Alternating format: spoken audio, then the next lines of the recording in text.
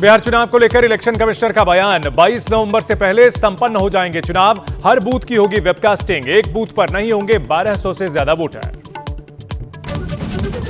Cough syrup से बच्चों की मौत के बाद एक्शन में सरकार, केंद्रीय स्वास्थ्य सचिव ने राज्यों के अधिकारियों के साथ की बैठक। महाराष्ट्र में कोल्ड ड्रिंक सिरप पर पाबंदी।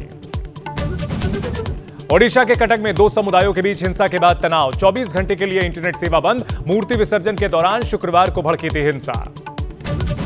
उत्तर भारत के कई राज्यों में कुदरत का कहर, पश्चिम बंगाल के दार्जिलिंग में लैंडस्लाइड, राज्य में 20 लोगों की गई जान। बिहार में बारिश के चलते 10 की मौत।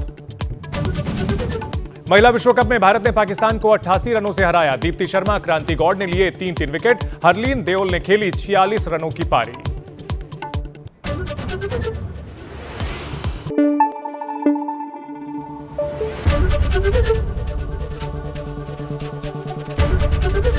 एबीपी न्यूज आपको रखे आगे।